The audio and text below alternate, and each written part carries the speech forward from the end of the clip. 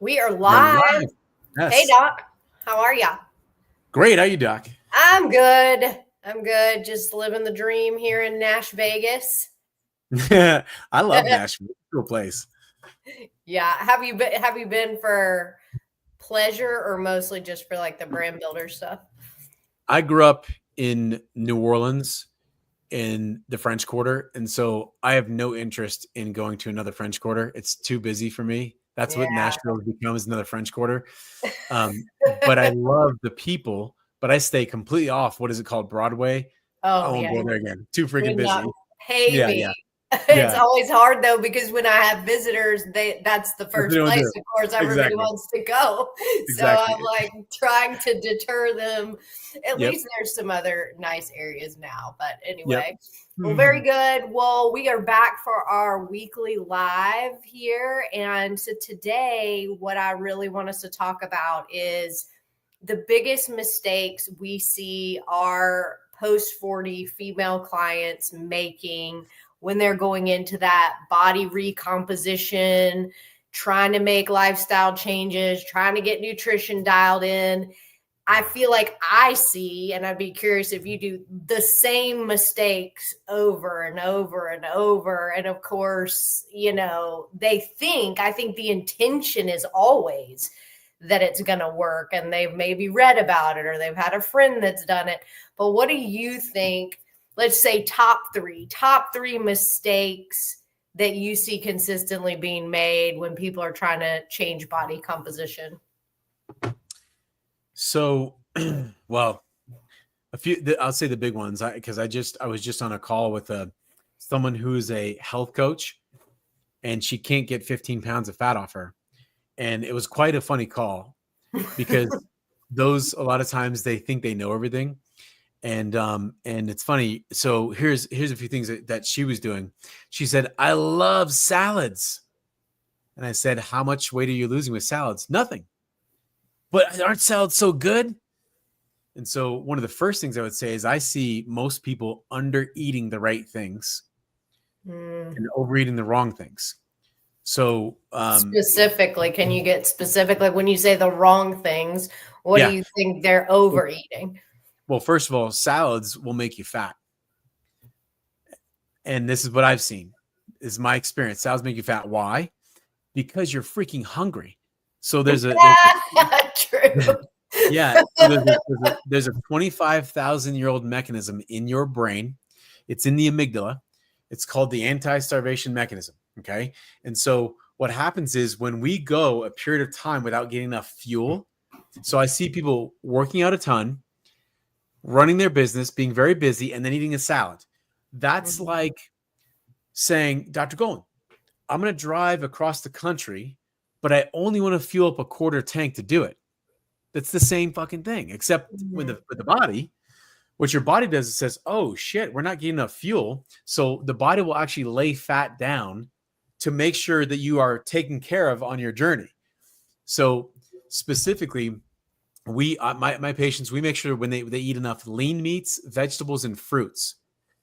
Those that is like the freaking key to everything, truly, when it But comes to nutrition. okay, I gotta stop you. But isn't a salad lean meat, vegetables, Nope. and potentially fruit? So tell me the It is difference a in somebody eating a salad. thank you. Yeah. So what I'm talking about when I say vegetable is we don't have people eat net zero vegetables. Gotcha. So Yeah, something like called a bed of lettuce. Yeah. yeah. So what does a net zero vegetable mean? It's a vegetable that you eat that takes just as many calories to chew than it gives you. So it's net zero. So that's lettuces, spinaches. Kale has a little bit more, of course, but bell peppers, cucumbers. These are things that give you the illusion of getting fuel. So yeah, that's what I've Gotcha. seen. Yeah. Well, and I will go on the other side of the salad argument in that I think you can also eat massive calories in a salad if you're not making it yourself and you're out to a restaurant. I had a client, it's probably been 15 years, and they were just getting started with me. And he goes with some guys to Ted's Montana Grill, which I don't know if y'all have that, but it's like this burger place.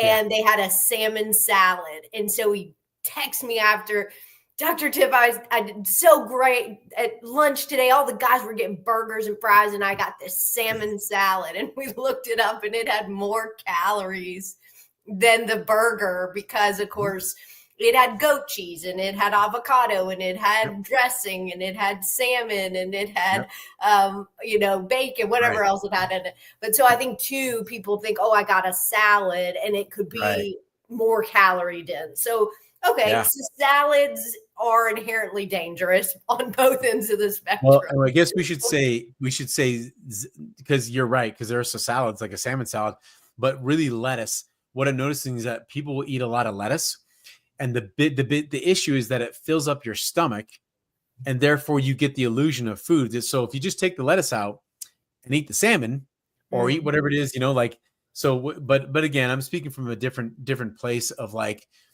so we don't have our patients really reduce calories because let's look at the wrong things.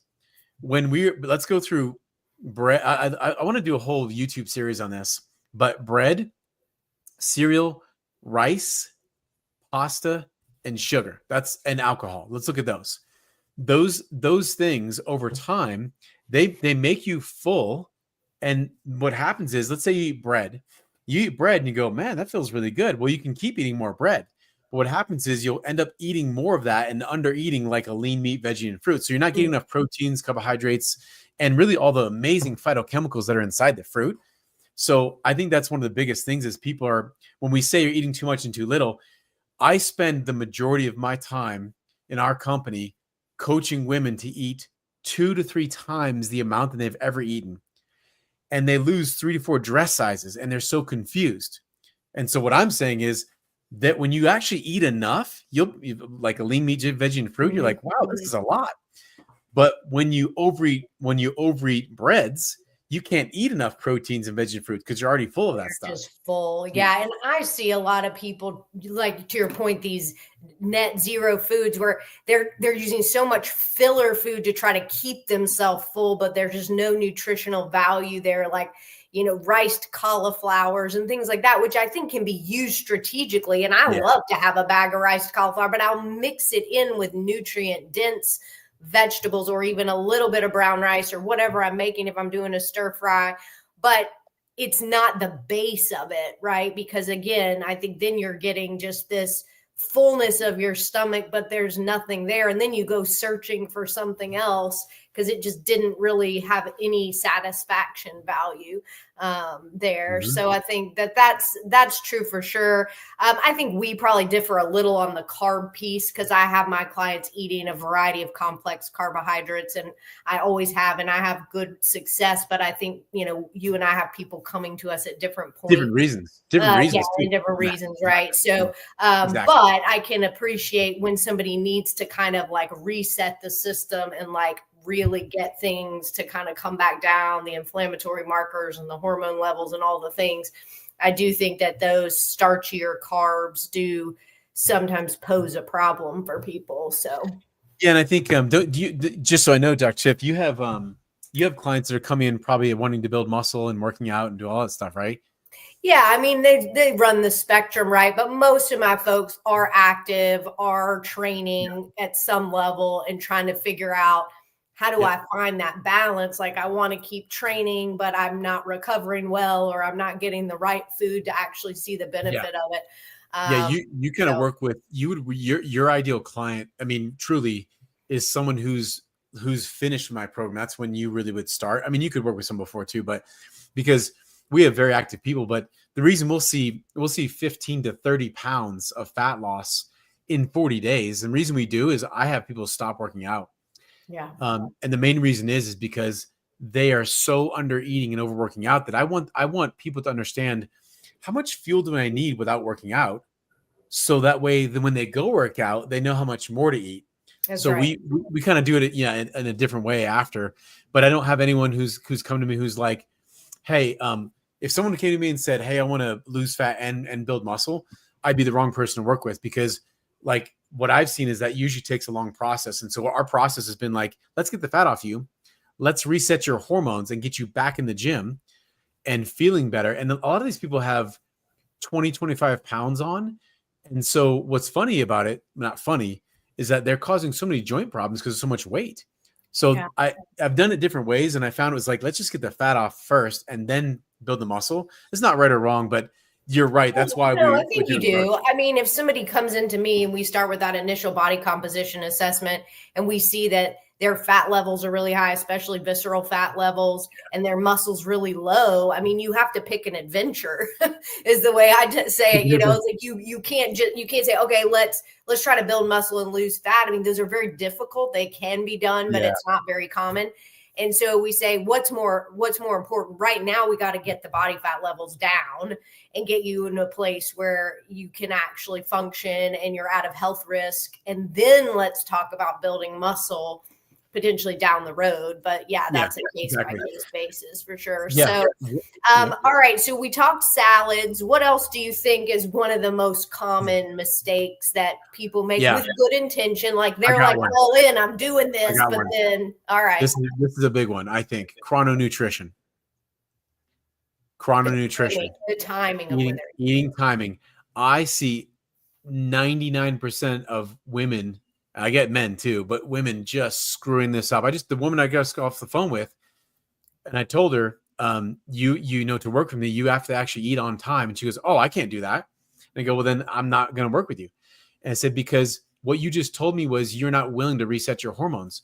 You understand that the circadian rhythms is based on both sun and food. And as a woman specifically, it's men too. But when a woman's body gets the calories on time, your hormones have a much better chance of balancing. That's why we have a huge secret. So we will eat 6 meals on the dot, 6 hours. Sorry, not 6 meals, 6 hours on the dot from waking up, from lunchtime to dinner, and magic starts happening. So I think most people, even the grazing thing, I have not found. I mean, maybe there's benefits to it, but I haven't found long term. I don't think it works either. I say all the time to people, I say, are you grazing all day? And they'll be like, well, yeah, I'd rather eat small meals frequently. And I thought that helped keep my metabolism going. And I said, no, it's just keeping your blood sugar elevated is what it's doing. You know, so I mean, again, I think we vary a little bit, 3 to 4 hours minimum between meals, unless there's an exercise session in there. We might be a little closer, right, with pre and post workout. But the goal is, just so listeners understand, right, when you eat a meal, let's say this is blood sugar at equilibrium. When you eat a meal, your blood sugar is going to elevate. Insulin comes in to do its job and bring those levels back down to equilibrium. And if we haven't moved between meals, it's not going to come back down. If the volume of the meal is too great, especially carbohydrate content, then it gets so elevated, insulin can't do its job. Right. And then if we're eating too frequently, then it's just always getting these little spikes all day. And we have to get into fat utilization, which requires us to not spike our blood sugar levels. We have to give it time and space to get into fat utilization. So that's where that spacing and the combinations of foods and all the things. So yeah, your term chrononutrition, I call it metabolic positioning. Same idea. We've got to position the metabolism to get in to fat utilization. So meal timing, ditch the salads. What else do you think?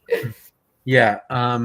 So yeah, this is, and I love what you said, just to reiterate about the eating throughout the day, because when I would say not eating enough in one sitting. So like it kind of ties in with some of these other things, but give your body a chance to feel what it feels like to feel full. For the reasons you just described, get yourself to feel full, so that way insulin come, like you said, come do its thing, and allow it to be out of your system and actually be like, let your system be for a little bit. When you just eat a little bit, I think there's a misconception that somehow you're gonna like keep your I'm gonna eat small meals and I'm gonna stay small, but I haven't found that to be the case. Do you know what I mean? So eat enough and eat to where you're full. And I think for many people, they don't know what that is. Eating when you're full. Yeah. Well, no, or they'll say, Dr. Tiff, I was so good, in quotes. I didn't have a bun with my burger at lunch. And I'm like, and they're like, but then I ate 3 cookies later. And see how that works? Restriction leads to excess. Like, eat to satisfaction and you won't be looking for all the treats in an hour, you know? Yeah. Yeah. I like that. I like that. Yeah, I think that's a really big one. So eat enough, eat on time. And we talked about salads, but we're really just saying eat vegetables Quality, that give you enough calories. Yeah. That's nutrient dense foods. Yeah. nutrient dense. That's it. That's the key right there. That is truly a huge thing. Um, I think you'd be a better person to talk to about this, but if you're going to decide to weight lift and work out, what I see is people overworking out along with undereating. So I think it's another piece of this is the question would be, if you're watching this, can you say to yourself, I need 6 ounces of lean meats, veggies, and fruits on a day for my meals when I don't work out? Can you say that?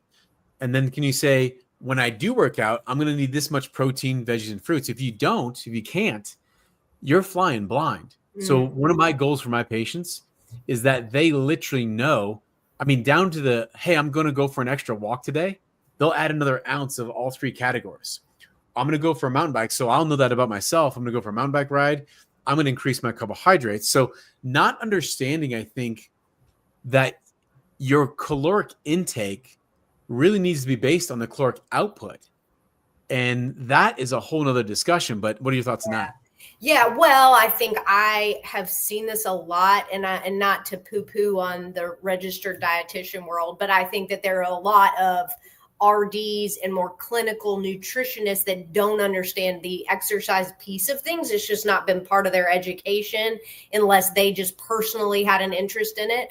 But I think for me, I know you have a lot of background in that, and I have a lot of experience and background in that, and to be able to educate someone on both sides of that coin of food and training or expenditure, even if it's not training, just daily calorie expenditure, they have to go together, because that's where we start to see, like you said, your body's going to pull from other systems. If you don't have food, calories, energy from food intake, your body's very, very intelligent. It's going to prioritize primary function. It's going to keep your brain and your heart and your lungs. You know what's not essential? Muscle mass, bone density, digestion, hormones, emotion. So all those systems get starved first when you're not feeding your body enough calories from dietary intake. You can't see any of that. So you have no idea it's happening. You can't sit there and tell me, no, I know I'm getting enough because I have good energy. Well, we can trick ourselves into that all day, especially high performers. We don't know what stress feels like. It's just normal. So we don't know what's happening to our muscle. We don't know what's happening at the cellular level. So when you're under fueling and overtraining, lots can be happening deep down that will rear its ugly head, and you won't be ready for it. I really agree with what you're saying. So there's so many pieces to this. I would say let's one of the other ones I would say is I want to talk about sleep, because you're talking about, hey, what's one of the most biggest mistakes that people make? Let me say it like this, and you decide, Dr. Tiff, how this fits. You cannot build muscle and lose fat unless you get great sleep.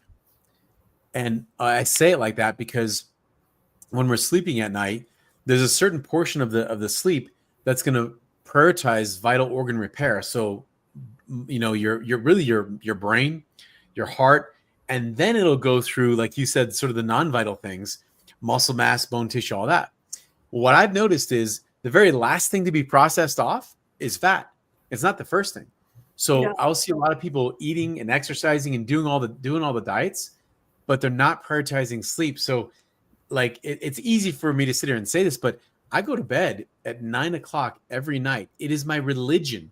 And it's my religion not because I'm so fucking great. It's my religion because I almost destroyed myself trying to overdo and the workouts and eating right and not sleeping. So sleep, I think, is it's almost like you could do all the perfect things, and I've seen sleep just destroy all the perfect things of eating and diet, right? Yeah, I think so. Well, yeah, not, it's like, what is it about sleep? Is it the recovery? Is it stress management? Is Right. it just allowing your body to come back down? Like you were talking about Right. circadian rhythms. Like, I'm not skilled enough to know what sleep does, but I would agree that the correlation is there. And I think that's what that people don't understand is like, there are no gains made in the gym. That's Mm-hmm. all breakdown. Nice. The Hey, gym I is like that. breakdown, That's nice. right? I There like are no gains in there. That's all the so good. breakdown, It's right? so The good. recovery is your food, your sleep, and your hydration. And if Mm. you're not doing those things, then the gym is worthless. So, Man, that's a big. I love yours. That's I never heard. I mean, I know that, but it just to say the gains are made in the gym. Yeah, your gains are made when you eat and sleep. That's good. That is. yeah. I'm going to use that. Yeah. You let's do one more because you mentioned it. Mm, Hydration. yeah. Hydration. Like so easy for us to sit here and go. Like so, my patients and myself, we drink a half of our body weight in ounces per day. And I want to point this out is you cannot lose fat if you're dehydrated. So when your body processes through fat, you pee fat out of your urine. There's some out through excretion, but it's mostly through urine. So that's the only reason I have people when they're going through these fat loss phases is to drink water Yeah. because you cannot push it out. And so there's a few things that'll screw that up too. We have our patients drink 75% of their water before lunch. And it's because what happens is most of the fat processing we notice happens in the morning, or at least with what we do. And if you have the water in there, it'll flush it out. But many people end up drinking water towards the end of the evening and they're waking up all night, which screws up their sleep. Interesting. So that's So a little. yeah, I think it's all just the little, and it's funny if you were to just look at what helps with fat loss, you would find all these things. It's like all the daily things. Yeah, right. People It's just the don't basics. prioritize it, right? Like eat your fruits and veggies, get enough protein, sleep, manage stress, drink water. So I think not carbonated water. So yes, we've done many things. Carbonated sparkling water, yeah, just flat. Yeah, sparkling water. tap water. Yeah. What those do is the gas bubbles give you a sense of fullness. So you'll find yourself eating less when you actually drink the carbonated water with your meal. I've noticed that with myself. Just if I drink whatever that's not just flat, anything with carbonation. Mm-hmm. Yep. And there's some research that I just found. I was looking at this yesterday that the carbonation itself, the carbon dioxide, reduces your stomach acids. So now you actually, I know that's when so then I've watched people have less ability to digest your food and reap the nutrients out of it when you drink carbonated water with your meals. There you go. Didn't know that, Doc. You just educated me. No all right, sparkling water for me. So, all right, let's do a quick recap. So the biggest mistakes we see are calorie empty meals that we think are great, but they're just big bowls of nothingness. Yeah.